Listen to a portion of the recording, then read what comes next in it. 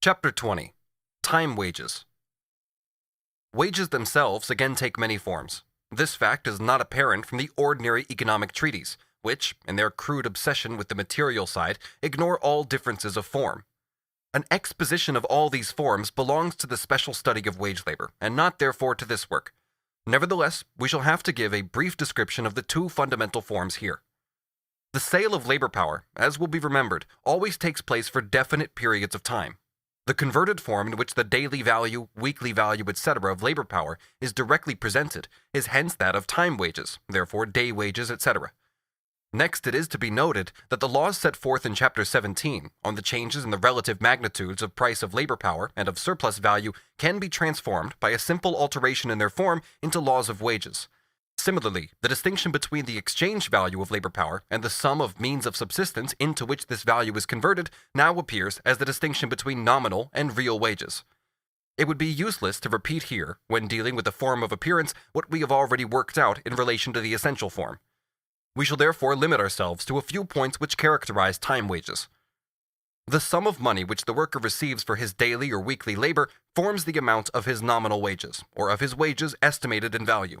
But it is clear that according to the length of the working day, that is, according to the amount of actual labor supplied every day, the same daily or weekly wage may represent very different prices of labor, i.e., very different sums of money for the same quantity of labor. We must therefore, in considering time wages, again distinguish between the sum total of the daily or weekly wages, etc., and the price of labor. How then can we find this price, i.e., the money value of a given quantity of labor? The average price of labor is the average daily value of labor power divided by the average number of hours in the working day. If, for instance, the daily value of labor power is 3 shillings, which is the value product of 6 working hours, and if the working day is 12 hours, the price of 1 working hour is 3 over 12 shillings, i.e. 3 pence. The price of the working hour thus found serves as the unit measure for the price of labor. It follows, therefore, that daily and weekly wages may remain the same, although the price of labor falls constantly. If, for example, the usual working day is 10 hours and the daily value of labor power 3 shillings, the price of the working hour is 3 3/5 pence. It falls to 3 pence as soon as the working day rises to 12 hours, and to 2 2/5 pence as soon as it rises to 15 hours.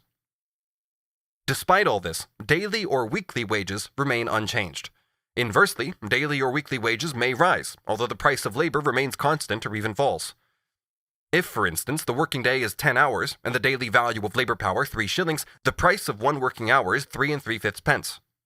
If the worker, owing to an increase in the number of orders, works for 12 hours and the price of labor remains the same, his daily wage now rises to 3 shillings 7 1/5 pence, without any variation having taken place in the price of labor.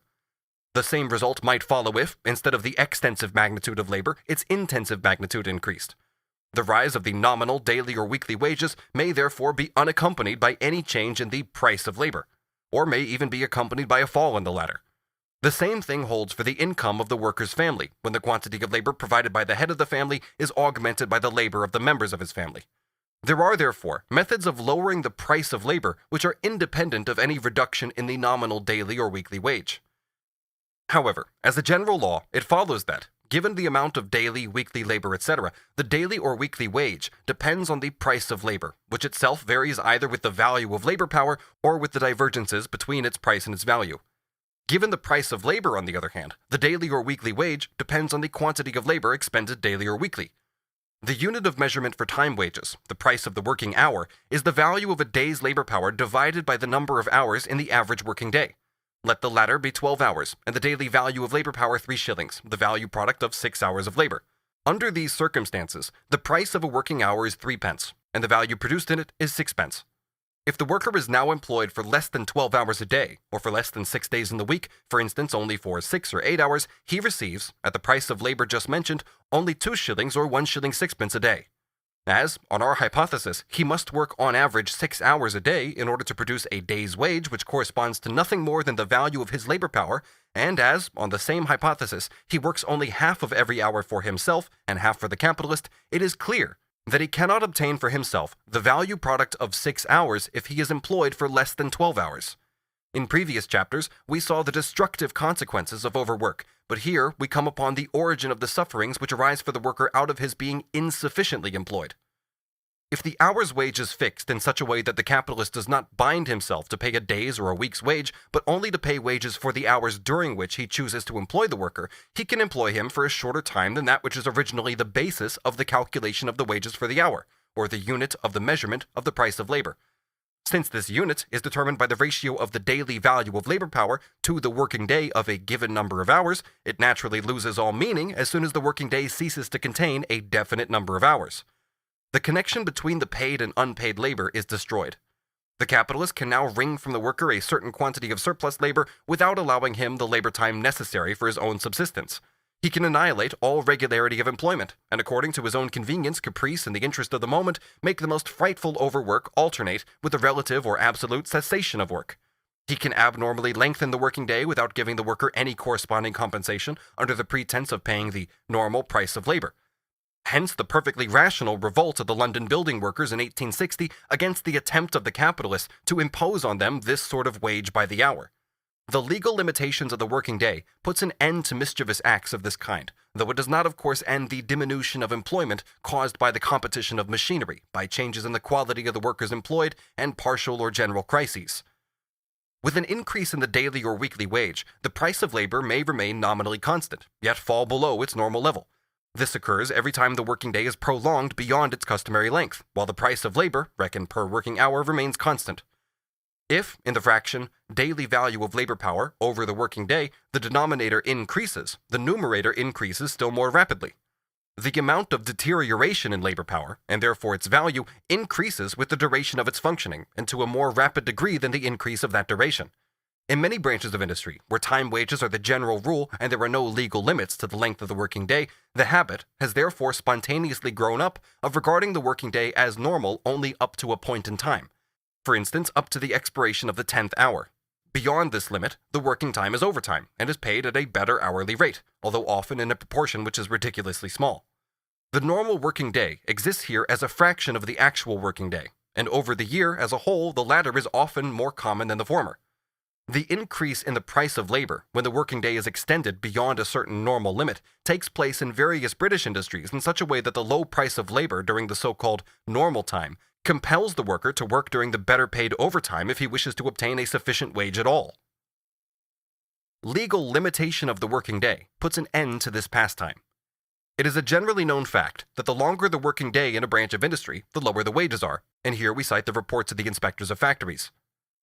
The factory inspector Alexander Redgrave illustrates this by a comparative review of the 20 years from 1839 to 1859, according to which wages rose in the factories under the 10 Hours Act, while they fell in the factories where the work went on for 14 and 15 hours every day.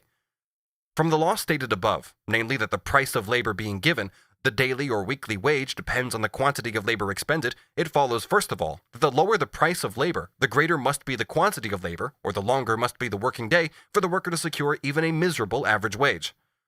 The low level of the price of labor acts here as a stimulus to the extension of the labor time. However, the extension of the period of labor produces in its turn a fall in the price of labor, and with this a fall in the daily or weekly wage. The determination of the price of labor by use of the ratio, daily value of labor power, to the working day of a given number of hours, shows that a mere prolongation of the working day lowers the price of labor, if no compensatory factor enters. But the same circumstances which allow the capitalist in the long run to prolong the working day also allow him at first, and compel him finally, to reduce the price of labor nominally as well, until the total price of the increased number of hours goes down, and therefore the daily or weekly wage falls. Here, we need only refer to two kinds of circumstance. If one man does the work of 1.5 or 2 men, the supply of labor increases, although the supply of labor power on the market remains constant. The competition thus created between the workers allows the capitalist to force down the price of labor, while the fall in the price of labor allows him, on the other hand, to force up the hours of work still further. Soon, however, this command over abnormal quantities of unpaid labor, i.e. quantities in excess of the average social amount, becomes a source of competition amongst the capitalists themselves. A part of the price of the commodity consists of the price of labor. The unpaid part of the price of labor does not need to be reckoned as part of the price of the commodity. It may be given to the buyer as a present. This is the first step taken under the impulse of competition. The second step, also compelled by competition, is the exclusion from the selling price of the commodity of at least a part of the abnormal surplus value created by the extension of the working day. In this way, an abnormally low selling price of the commodity arises, at first sporadically and becomes fixed by degrees. This lower selling price henceforward becomes the constant basis of a miserable wage for excessive hours of work, just as originally it was the product of those very circumstances. This movement is simply indicated here, as the analysis of competition does not belong to this part of the investigation. Nevertheless, let the capitalist speak for himself for a moment. Quote, "In Birmingham, there is so much competition of masters one against the other that many are obliged to do things as employers that they would otherwise be ashamed of, and yet no more money is made, but only the public gets the benefit." End quote from the evidence submitted to the third report of the Children's Employment Commission. The reader will remember the two sorts of London bakers, of whom one sold the bread at its full price, the full-priced bakers, the other below its normal price, the underpriced or the undersellers. The full-priced denounced their rivals before the Parliamentary Committee of Inquiry. Quote, "They only exist now by first defrauding the public and next getting 18 hours of work out of their men for 12 hours' wages. The unpaid labor of the men was made the source whereby the competition was carried on, and continues so to this day. The competition among the master bakers is the cause of the difficulty in getting rid of night work. An underseller, who sells his bread below the cost price according to the price of flour, must make it up by getting more out of the labor of the men. If I got only 12 hours of work out of my men, and my neighbor got 18 or 20, he must beat me in the selling price. If the men could insist on payment for overwork, this would be set right. A large number of those employed by the undersellers are foreigners and youths, who are obliged to accept almost any wages they can obtain." End quote. This Jeremiad is also interesting because it shows how it is only the semblance of the relations of production which is reflected by the brains of the capitalist. He does not know that the normal price of labor also includes a definite quantity of unpaid labor, and that this very unpaid labor is the normal source of his profits. The category of surplus labor time does not exist at all for him, since it is included in the normal working day, which he thinks he is paid for in the day's wages. But overtime, namely the prolongation of the working day beyond the limits corresponding to the usual price of labor, certainly does exist for him. When faced with his underselling competitor, he even insists on extra pay for this overtime. Again, he does not know that this extra pay also includes unpaid labor, just as much as the price of the customary hour of labor does.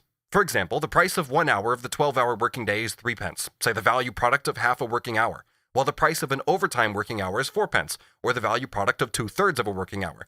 In the first case, the capitalist appropriates 1/2 of the working hour, in the second case 1/3, without making any payment in return.